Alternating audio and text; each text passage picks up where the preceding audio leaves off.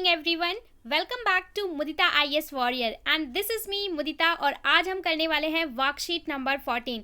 So class 10 ये आपकी science की वर्कशीट 14 है, 6 अगस्त के लिए है।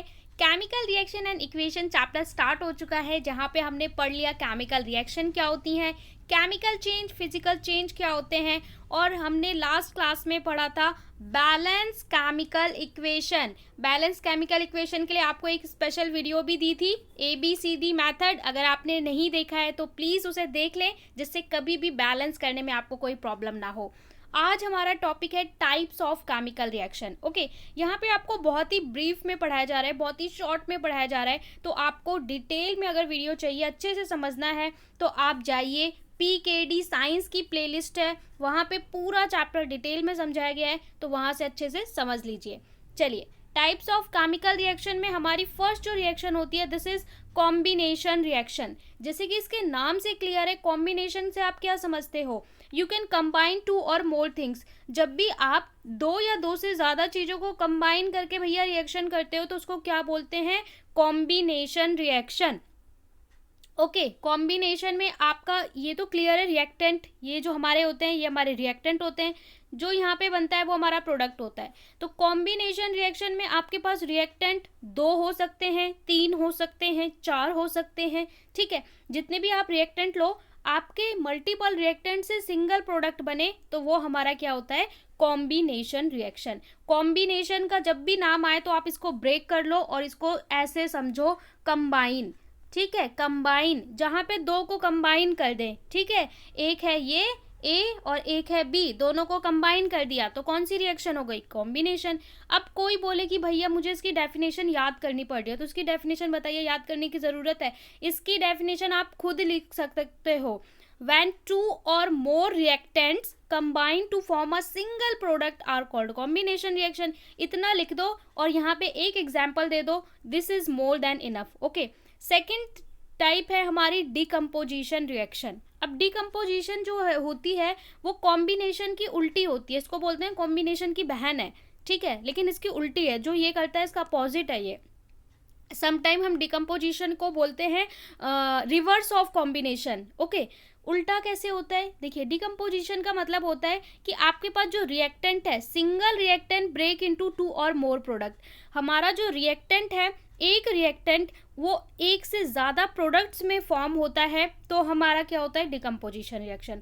कॉम्बिनेशन में हमने समझा कि एक से ज़्यादा रिएक्टेंट है, सिंगल प्रोडक्ट बना रहा है। यहाँ देखिए उसका उल्टा है, रिएक्टेंट एक है और एक से ज़्यादा प्रोडक्ट में ब्रेक हो रहा है। अब आप सोचेंगे क्या हम ऐसे रिएक्शन कैसे हो सकती है जहाँ पे हमारा अपने आप प्रोडक्ट बन जाए। तो ऐसी रिएक्शन में क्या होता है, देखिए, हमारे पास कोई रिएक्टेंट है, ठीक है, कोई सब्सटेंस है, उसको हमने हीट कर दिया। जब हीट कर दिया तो उसके जो मॉलिक्यूल्स होंगे वो ब्रेक होंगे, तो यहाँ पे 2 या 2 से ज़्यादा चीज़ों में ये ब्रेक हो जाते हैं। जैसे हमने पढ़ा था ना, डिकम्पोजिशन करते हैं किस तरीके से, सनलाइट में कुछ फॉर्मूलों का हमारा डिकम्पोजिशन हो जाता है। थर्ड टाइप आती है डिस्प्लेसमेंट रिएक्शन। डिस्प्लेसमेंट का मतलब क्या होता है, एक को हटा के दूसरी उसकी जगह ले ले। इसका मैंने आपको एग्जाम्पल भी दिया था। डिस्प्लेसमेंट रिएक्शन होती है, ठीक है, हमारे पास कोई एक सॉल्यूशन है, ठीक है, मेटल सॉल्यूशन है, और इसमें हम कोई सेकंड थिंग को ऐड करते हैं, तो क्या होता है, जो यहाँ से कमज़ोर है उसको हटा के स्ट्रॉन्ग उसकी जगह ले लेता है।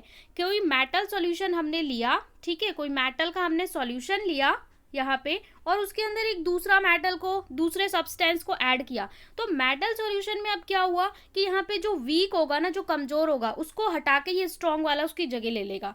तो इसे हम बोलते हैं डिस्प्लेसमेंट रिएक्शन, क्योंकि यहाँ पे बैठने की तो भैया एक ही की जगह है, ठीक है, 2 ही लोग बैठ सकते हैं। अब ये आना चाहता है इसकी जगह पे, बी की जगह पे, तो इसको बी को धक्का मार के हटाना पड़ेगा ना। इसको हम इसी तरीके से समझ लेते हैं, क्लास में एक बेंच है, ठीक है, ये क्लास में बेंच है, यहाँ पे आप 2 बच्चे बैठे हो, एक ए बैठा है, एक बी बैठा है। अब ए की जगह तो फिक्स है, ए तो भैया टॉपर है, इसको कोई नहीं हटा सकता।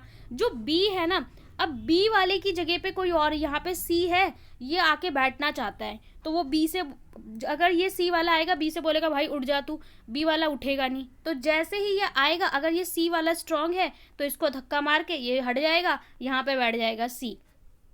और अगर सी वाला स्ट्रांग है, अगर ये बी वाला हमारा ज़्यादा ताकतवर है, तो सी आएगा, धक्का मारने की कोशिश करेगा, खुद ही गिर जाएगा और खुद चला जाएगा, यहाँ पे ए बी ही बैठे रहेंगे। इसको हम बोलते हैं डिस्प्लेसमेंट रिएक्शन। और ये हमारा कौन ज़्यादा ताकतवर है ये हमें कैसे पता चलेगा, ये आपको पता चलता है रिएक्टिविटी सीरीज से। रिएक्टिविटी सीरीज जब आप पढ़ोगे तो वहाँ आपको पता चलेगा कि कौन ज़्यादा स्ट्रांग है, कौन ज़्यादा वीक है, ठीक है। तो इसको हम बोलते हैं डिस्प्लेसमेंट रिएक्शन। अब देखिए ए बी था, इसमें जब हमने सी ऐड किया तो सी आके बैठ गया, बी को धक्का मार के हटा दिया, तो जो कमजोर है उसको हटा दिया।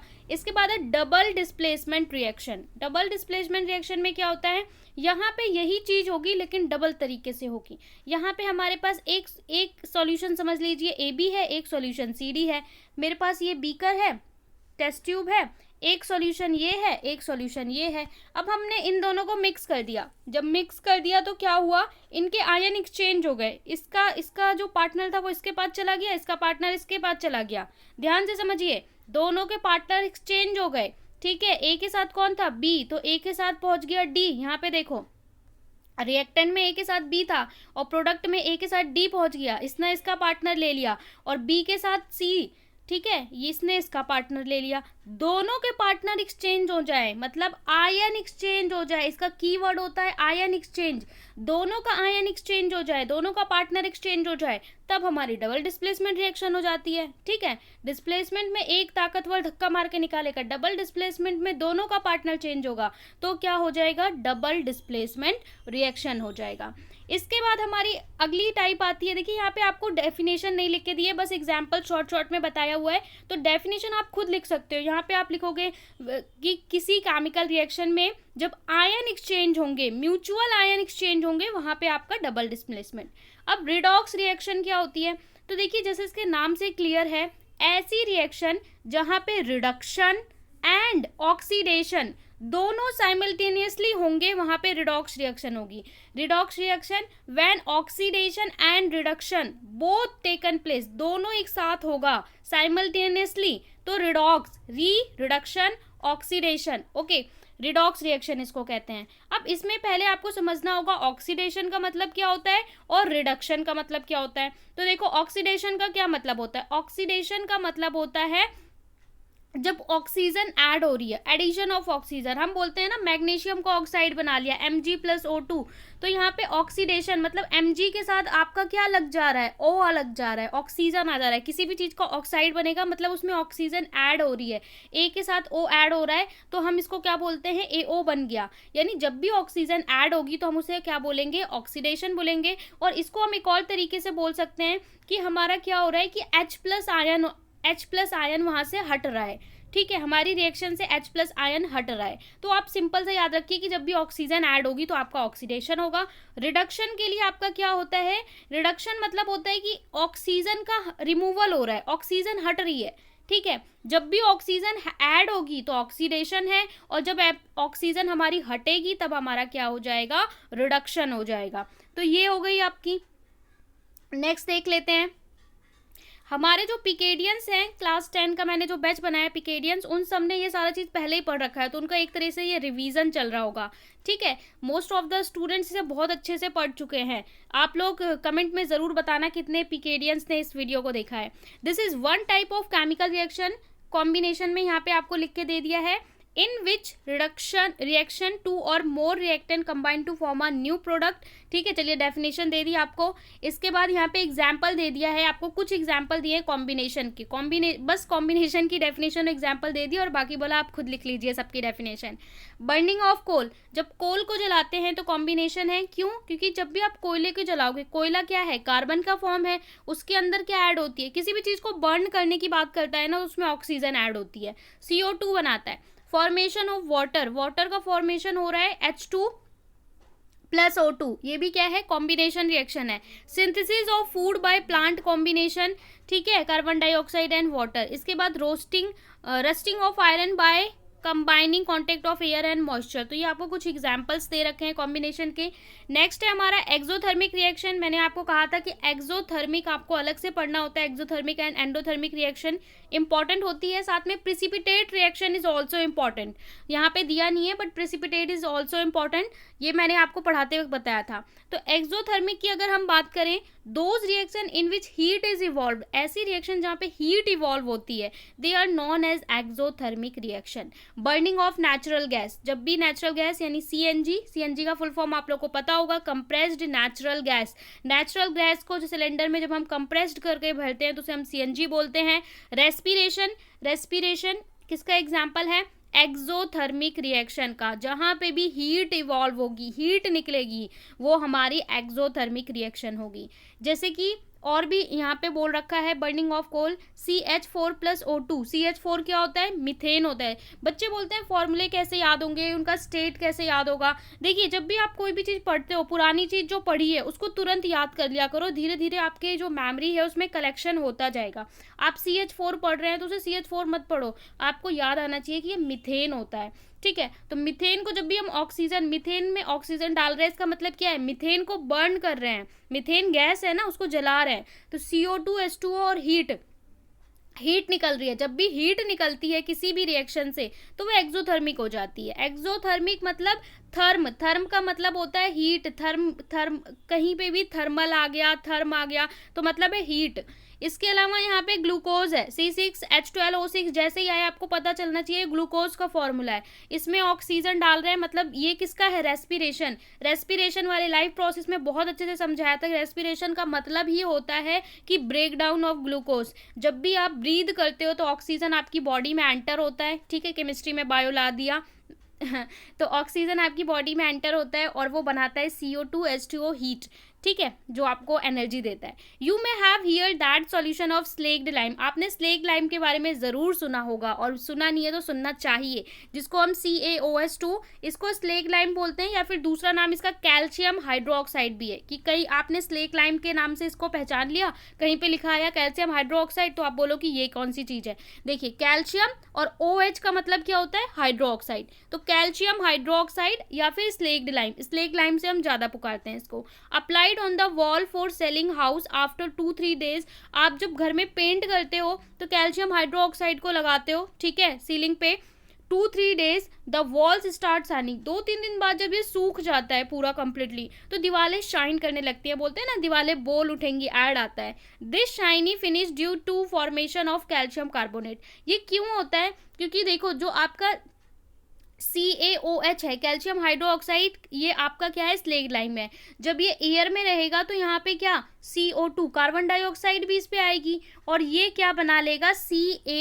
CaCO3, जो हमारा होता है कैल्शियम कार्बोनेट। तो ये कैल्शियम कार्बोनेट का फॉर्मेशन कर लेते हैं, जिसकी वजह से ये दीवारें जो है क्या है? बोलने लगती हैं, चमक उठती हैं, शाइन आ जाता है उन पे, तो कैल्शियम कार्बोनेट बना लेता है, ठीक है। Calcium carbonate because of reaction of slack lime with carbon dioxide. वही बोल रहा है कि आपका जो CaOH है ये रिएक्ट कर लेता है CO2 से और बना लेता है CaCO3, that mean calcium carbonate, जिसकी वजह से दीवारें चमकने लगती हैं। Reaction of slack lime with carbon dioxide and atmosphere. इसकी रिएक्शन भी आपको लिख के बताइए। This is your quick lime.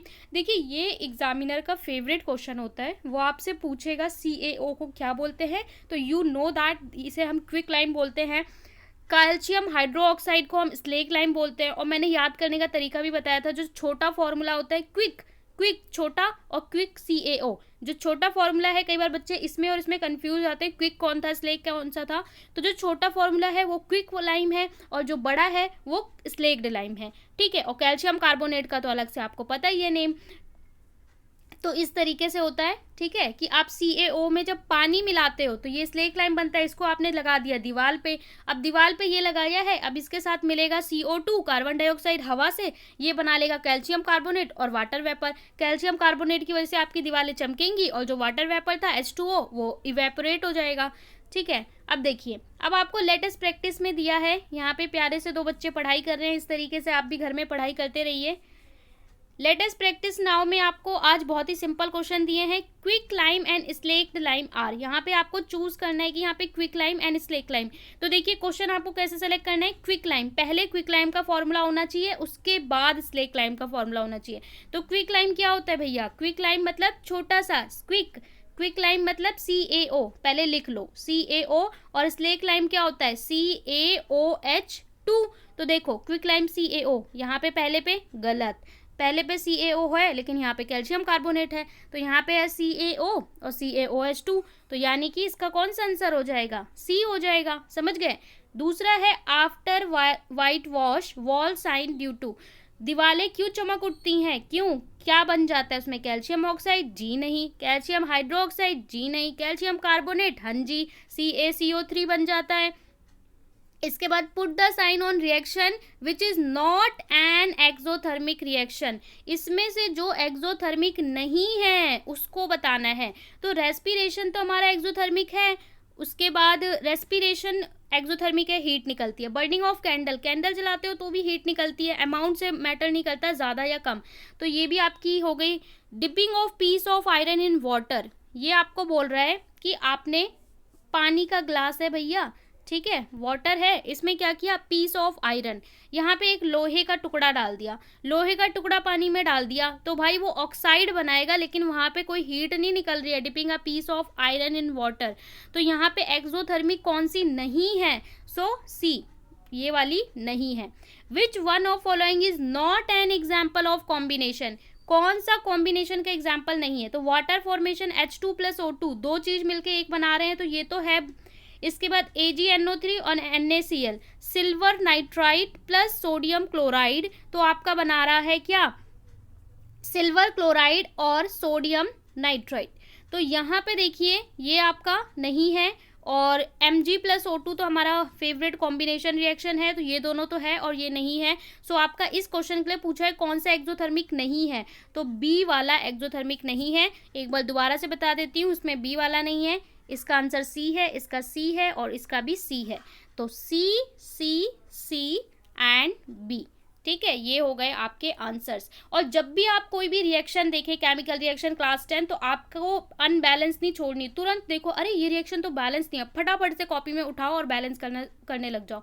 ऐसी आदत बना लोगे तो कभी भी आप रिएक्शन को बैलेंस करने से डरोगे नहीं। तो ये थी आज की आपकी वर्कशीट, आई होप क्लियरली समझ में आ गई होगी। Please do subscribe, share to your friends और अपने एक्सपीरियंस को ज़रूर कमेंट में शेयर करें।